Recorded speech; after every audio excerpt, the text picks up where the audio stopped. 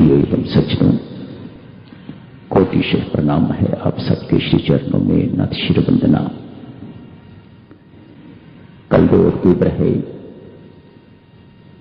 पूज्य गुरुदेव श्री प्रेम जी महाराज का जन्म दिवस। उनके श्री चरणों में श्रद्धा सुमन अर्पित किए जाएंगे। कल प्रातः नाश्ते के तुरंत बाद जैसे ही आप नाश्ता करें तत्काल हॉल में आ जाइएगा। महाराज श्री के श्री चरणों में पंखुड़ियां पुष्पों की अर्पित की जाएंगी।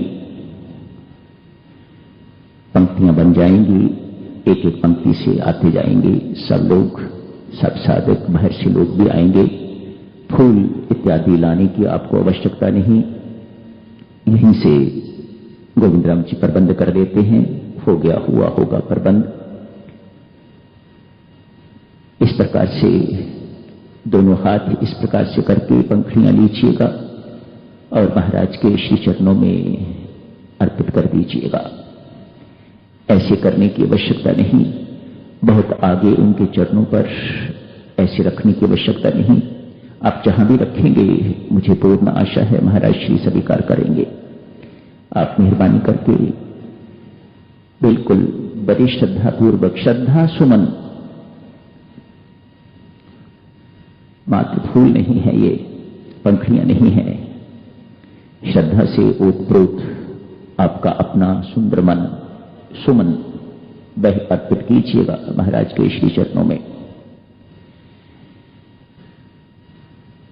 कोशिश की जाए कि 9 बजे तक ये कार्यक्रम समाप्त हो जाए। महाराज श्री के चरणों में चढ़े हुए फूल प्रसाद के रूप में आपको दे भी दिए जाएंगे, और यदि आप बहुत देर नहीं लगाएंगे तो उस वक्त आपको 108 मनके की माला भी दे दी जाएगी। यदि आप देर ना लगाएं तो, यदि आप देर लगाते रहे तो बड़ी मुश्किल हो जाएगी। 9 बजे तक कार्यक्रम की समाप्ति होनी ही है। 9:30 बजे तो श्री रामायण जी का पाठ आरंभ होगा। पूर्ण आशा है आप सब सहयोग देंगे।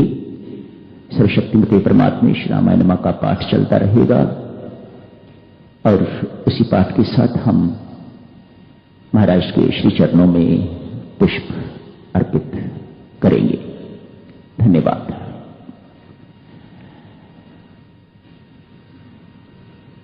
रामायण जी की चर्चा को आगे बढ़ाते हुए मंत्रा को थोड़ा और समझ लें। भले ही ये ताड़का या मंत्रा हमें बाहर तो दिखाई नहीं देती, पर हमारे भीतर तो विराजमान है ये, और भीतर हम देखते नहीं। बाहर तो दिखाई देता है, आंखें बाहर की ओर देख सकती हैं, भीतर की ओर देखती नहीं, पर अनुभव तो ये कहता है, स्पष्ट दर्शाता है। इस वक्त ताटिका काम कर रही है, भीतर शूर्पणखा काम कर रही है, या मंत्रा। 2 टूटे हुए को जो जोड़ दे तो वह तो है राम, जो दूरी देरी को मिटा दे वह है राम, जो जुड़े हुओं को तोड़ दे वह है मंत्रा, जो उनको तोड़ फोड़ के रख दे वह मंत्रा है। कारण कथा तो नहीं होने वाली, वही है महर्षि विशिष्ट जिन्होंने योग वासिष्ठ की रचना करी है। वही है महर्षि विशिष्ट जिन्होंने राम जैसे शिष्य को शिक्षा दी है। छोटी मोटी हस्ती तो नहीं। अनेक प्रकार के वार्तालाप चलते होंगे, चर्चा चलती होगी, बहुत ज्ञान गोष्ठी इत्यादि होती होगी। राम भी बैठते हैं, मंत्रा भी बैठती है, कैकेयी भी बैठती है कथा सुनने के लिए। एक पौराणिक कथा है। कश्यप जी महाराज की 2 पत्नियां हैं, कद्रू और विंता। विंता बहुत सरल स्वभाव की है, बहुत सुशील है, नेक है, किसी प्रकार का द्वेष वैर इत्यादि उसके अंदर नहीं है। कद्रू बिल्कुल विपरीत है,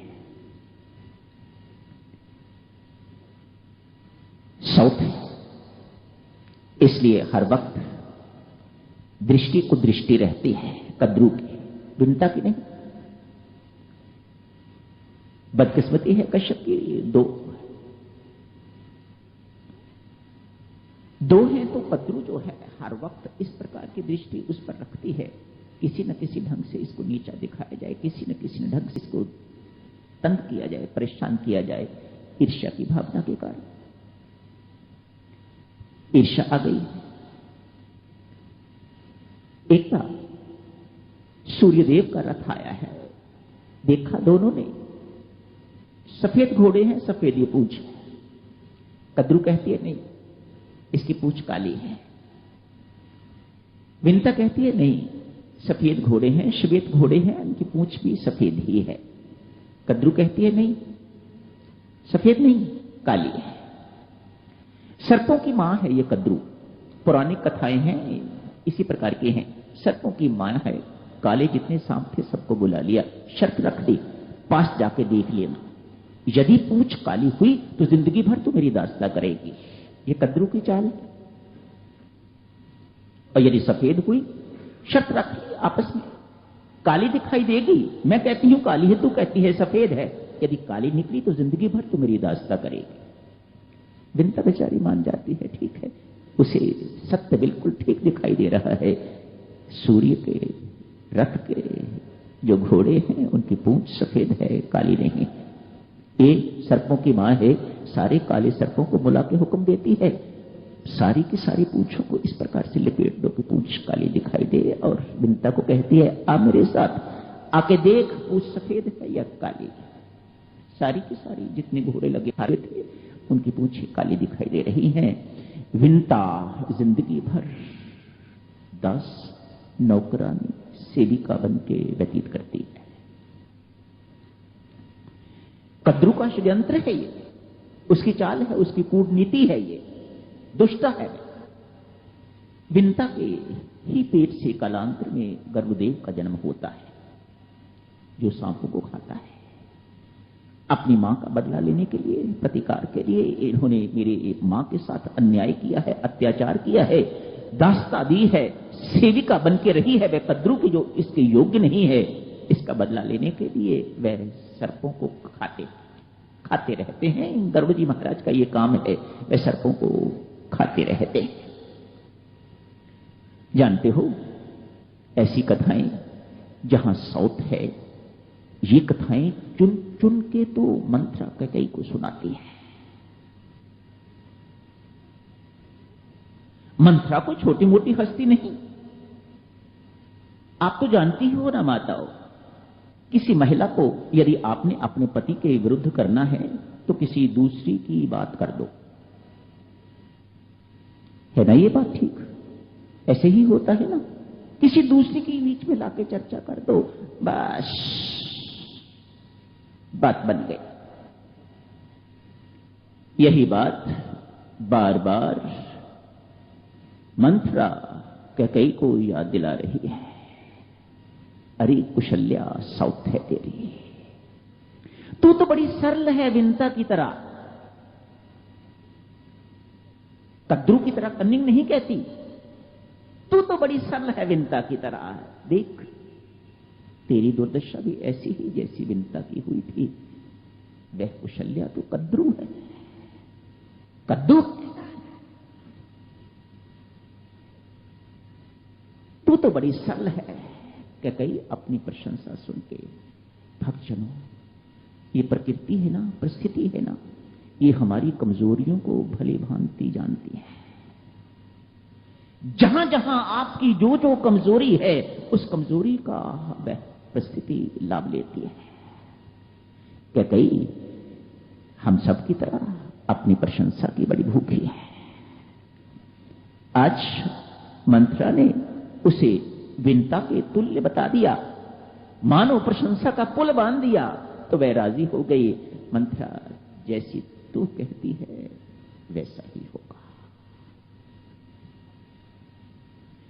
अपनी प्रशंसा सुन के तो अति प्रसन्न हो गई है।